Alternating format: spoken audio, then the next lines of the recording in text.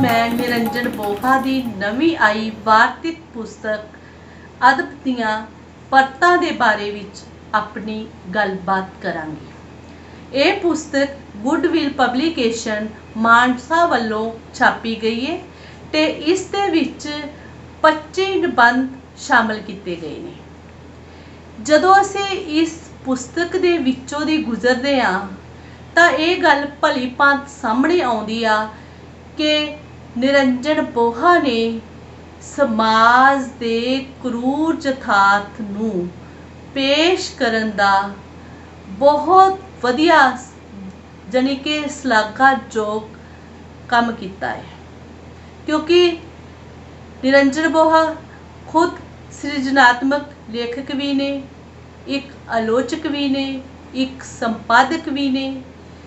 लिखण कला दे नाल इन्हां दा एक गहरा संबंध है।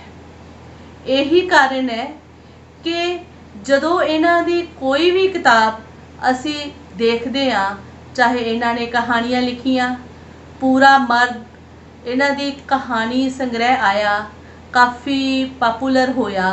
इस तरह पल पल बदलती जिंदगी इन्हां दी मिनी कहानी संग्रह आउंदा आया।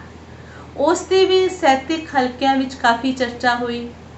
एक मिनी कहानी दे एक स्थापत आलोचक भी रहे ने। तो उस समय इन्हां ने मिनी कहानी दी विधा दे उपर एक आलोचना दी किताब लिखी, जेड़े कि साडे नवें पुंगरत दे लेखक ने जिन्हां ने अजे कहानी लिखनी शुरू करनी आ, जां साडे वो आलोचक जिन्हां ने मिनी कहानी दे बारे विच कोई मुलांकन करना आ, तां मैनूं लगदा कि ये पुस्तक जिहड़ी आ मिनी कहानी दी आलोचना वाली ये बहुत ही वधिया पुस्तक हैगी आ। जदों असीं बोहे होरां दी वार्तिक वल झाती मारदे आ, क्योंकि वार्तिक दा एक खास गुण हुंदा आ, इस दे विच वार्तककार दी दृष्टि की आ, उहदा अनुभव की आ, उहदी संवेदना की आ, उसदी पेशकारी की आ, उसदी शैली की आ, किस ढंग दे नाल वो अपने विषय चुनदा आ ते उन्हां विषयां नूं फिर अपनी लिखत दे विच समाउंदा आ ते उसनूं पाठकां तक पहुँचाउंदा आ। ये सारा कुछ एक सुमेल हुंदा आ। निरंजन बोहा होरी असीं देखदे आ जिन्नियां भी सह सभावां ने, ज़्यादातर मैं वेख्या कि कोई भी इहो जी सह सभा नहीं है जिथे जाके निरंजन बोहा होरी किसी किताब की चर्चा के बारे विच अपनियां मुलवान टिप्पणियां ना दित्तियां हो। इत्थों तक कि जिहड़े भी साडे रसाले छपदे ने जां अखबारां ने, उन्हां दे विच भी अक्सर ही पुस्तकां दे बारे विच इन्हां दी चर्चा नाल संबंधित असी लेख जिहड़े वो पढ़ते रहने आ। एक शख्सियत जिहड़ा एक सृजनात्मक लेखक भी होवे ते एक रचनावां दा पारखू भी होवे ते जदों वो वार्तिक लिखदा आ तां उस दे वार्तिक दे विच बेबाकी दे नाल समय दे यथार्थ नूं बखूबी पेश किया गया है। बिल्कुल सच उस दे विच दो रावां ने, बिल्कुल स्पष्ट रूप दे विच इन्हां दी वार्तिक साडे सामने आउंदी आ। जिहड़ा इन्हां दी पहली किताब आई जिसका नाम सी मेरे हिस्से दा अदबी सच, वो जदों साहित्यिक हलकियां विच आउंदी आ तां हलचल मचाउंदी आ, क्योंकि इन्ना सच बर्दाश्त करना बड़ा औखा हुंदा आ। वो सच भी इन्हां ने समाज दे बारे विच, साडे लेखकां दे बारे विच, लिखतां दे बारे विच बयान कीता आ। उस तो बाद जिहड़ी उसे ही सफ़र ते तुरदियां ये दूसरी पलांग पुटदे ने, जिहड़ी ये किताब साडे सामने लैके आउंदे ने। इस दे सारे लेख जिहड़े ने ना, उन्हां दा केंद्र बिंदु साडी सिरजना प्रक्रिया है। वो सिरजना प्रक्रिया चाहे लेखक ने जो कोई रचना दे पैदा होने तो पहला दा माहौल हैगा आ, चाहे रचना जदों पैदा हुंदी पाठकां तक जांदी आ, चाहे जदों वो प्रमोट हुंदी आ, फिर वो संस्थावां जिन्हां दे विच पुस्तकां दी चर्चा हुंदी आ, चाहे वो साहित्यिक सभावां ने, चाहे वो लेखक संगठन ने, चाहे वो साडियां साहित्य अकैडमियां ने, चाहे वो यूनीवर्सिटियां ने, जिन्हें भी ये साडे दायरे जिहड़े साडे साहित्य नाल जुड़े हुए ने, उन्हां दे बारे उन बहुत ही बखूबी दे नाल बोहा होरां ने अपने इस ਪੁਸਤਕ ਦੇ ਵਿੱਚ ਵਿਚਾਰ ਪੇਸ਼ ਕੀਤੇ। ਜਦੋਂ ਅਸੀਂ ਇਹਨਾਂ ਨਿਬੰਧਾਂ ਦੇ ਵੱਲ ਝਾਤ ਮਾਰਦੇ ਹਾਂ ਤਾਂ ਇਹਨਾਂ ਦੇ ਵਿੱਚੋਂ ਸੰਵਾਦ, ਵੰਗਾਰ ਤੇ ਚਿੰਤਨ ਮੁਖੀ ਸੁਰ ਆਪ ਮੁਹਾਰੇ ਸਾਹਮਣੇ ਆਉਂਦੀ ਆ। ਬੋਹਾ ਹੋਰੀ ਇਸ ਗੱਲ ਨਾਲ ਬਿਲਕੁਲ ਸਹਿਮਤ ਨੇ ਕਿ ਸਮਾਜ ਦੇ ਸਿਰਜਣਹਾਰੇ ਲੋਕ ਹੁੰਦੇ ਨੇ।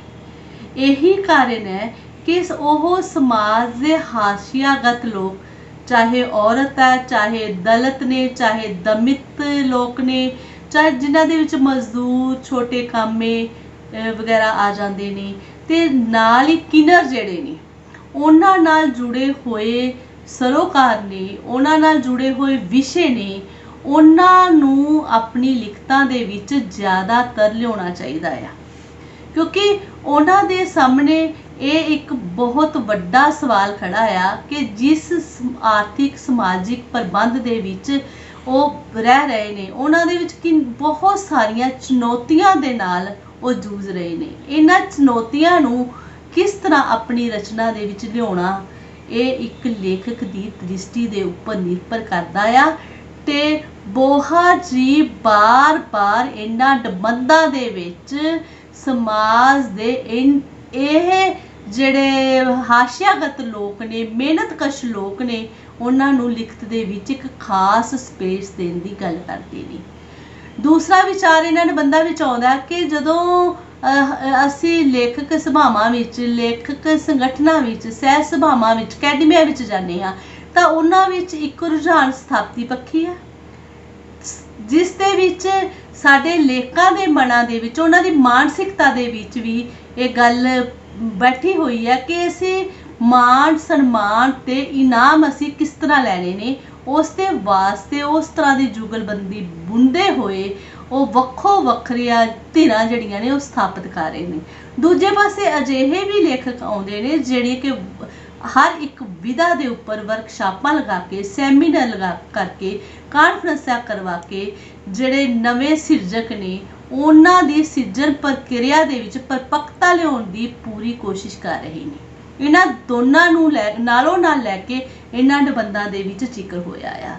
ਬੋਹਾ ਜੀ ਇਸ ਗੱਲ ਨਾਲ ਵੀ ਸਹਿਮਤ ਹੁੰਦੇ ਨੇ ਕਿ ਜਦੋਂ ਕੋਈ ਕਿਸੇ ਦੀ ਰਚਨਾ ਦੀ ਸਾਰਥਿਕ ਆਲੋਚਨਾ ਕਰਦਾ ਹੈ ਤਾਂ ਸਾਨੂੰ ਉਹ ਗੱਲ ਮੰਨ ਲੈਣੀ ਚਾਹੀਦੀ ਹੈ।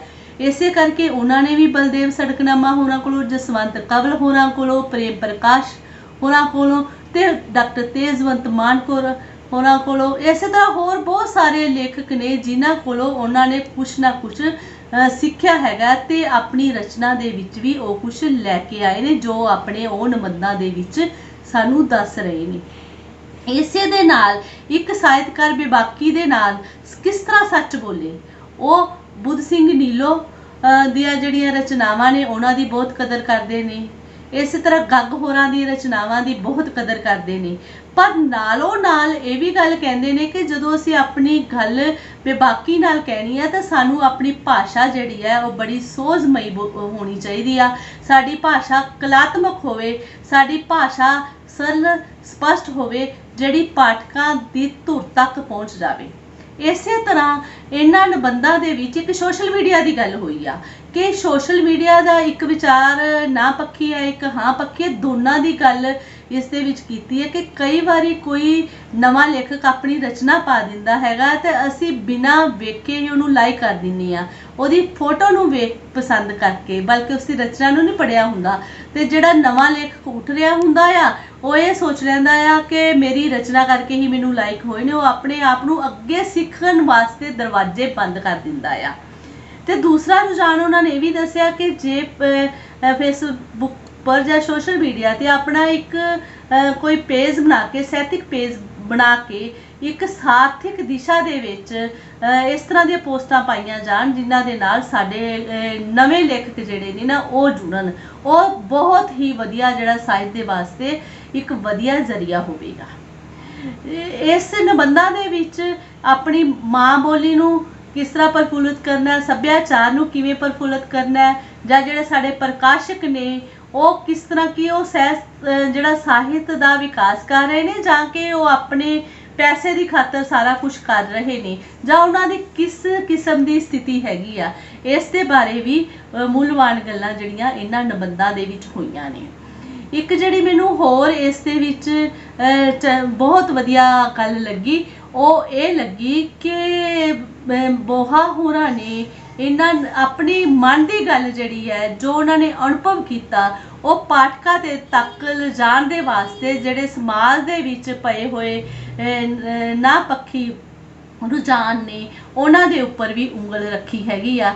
ਤੇ ਇੱਕ ਇਹ ਕਿੰਨਰਾਂ ਦੇ ਉੱਪਰ ਵੀ ਕਿੰਨਰਾਂ ਜਿਹੜੇ ਕਿੰਨਰ ਨੇ ਸਾਨੂੰ ਉਹਨਾਂ ਦੀ ਵੇਦਨਾ ਨੂੰ ਸਮਝਣਾ ਚਾਹੀਦਾ ਆ। ਇਹਨਾਂ ਨਿਬੰਧਾਂ ਦੇ ਵਿੱਚ ਜਿੱਥੇ ਫਿਕਰਮੰਦੀ ਹੈ, ਜਿੱਥੇ ਚਿੰਤਨ ਹੈ, ਜਿੱਥੇ ਚੇਤਨਾ ਹੈਗੀ ਹੈ, ਉੱਥੇ ਯਥਾਰਥ ਵੀ ਹੈ, ਉੱਥੇ ਤਰਾਸਦੀ ਵੀ ਹੈ, ਉੱਥੇ ਜਿਹੜੇ ਸਮਾਜ ਦੇ ਵਿੱਚ ਦੁੱਖ ਭੋਗ ਰਹੇ ਲੋਕ ਨੇ ਉਹਨਾਂ ਦੀ ਵੇਦਨਾ ਵੀ ਹੈ। ਇਹ ਸਾਰਾ ਕੁਝ ਬਖੂਬੀ ਦੇ ਨਾਲ ਇਹਨਾਂ ਦੇ ਵਿੱਚ ਸਮਾਇਆ ਹੋਇਆ ਤੇ ਨਾਲੋਂ ਨਾਲ ਇੱਕ ਵੰਗਾਰ ਵੀ ਹੈਗੀ ਆ ਇੱਕ ਉਹਨਾਂ ਲੋਕਾਂ ਦੇ ਉੱਪਰ ਜਿਹੜੇ ਸਮਾਜ ਦੇ ਵਿੱਚ ਲੋਕਾਂ ਨੂੰ ਮੂਰਖ ਬਣਾ ਰਹੇ ਨੇ।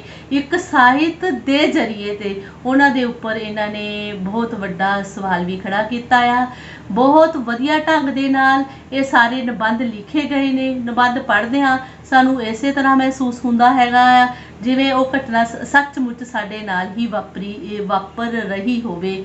ਤੇ ਮੈਂ ਅਖੀਰ ਦੇ ਵਿੱਚ ਬੋਹਾ ਜੀ ਹੋਰਾਂ ਨੂੰ ਬਹੁਤ ਬਹੁਤ ਮੁਬਾਰਕ ਦਿੰਦੀ ਆ ਕਿ ਇਹ ਸੱਚਾਈ ਲੋਕਾਂ ਤੱਕ ਜਾਵੇ ਤੇ ਲੋਕ ਸੋਚ ਸਕਣ ਕਿ ਸਾਡੇ ਸਮਾਜ ਦੇ ਵਿੱਚ ਸਾਰਾ ਕੁਝ ਚੰਗਾ ਨਹੀਂ ਹੋ ਰਿਹਾ ਬਲਕਿ ਚੰਗੇ ਦੀ ਨਾਂ ਤੇ ਬਹੁਤ ਕੁਝ ਵਿੱਚ ਘਚੋਲਾ ਵੀ ਪਿਆ ਹੋਇਆ ਜਿਨ੍ਹਾਂ ਪ੍ਰਤੀ ਸਾਨੂੰ ਸੁਧਾਰ ਕਰਨ ਦੀ ਜ਼ਰੂਰਤ ਹੈ। ਤੇ ਇਹ ਸਾਰੀ ਪੁਸਤਕ ਇਸ ਗੱਲ ਦੀ ਮੰਗ ਕਰਦੀ ਆ ਤੇ ਮੈਂ ਅਖੀਰ ਦੇ ਵਿੱਚ ਬੋਹਾ ਜੀ ਨੂੰ ਬਹੁਤ ਬਹੁਤ ਮੁਬਾਰਕ ਦਿੰਦੀ ਆ। ਸ਼ੁਕਰੀਆ ਜੀ।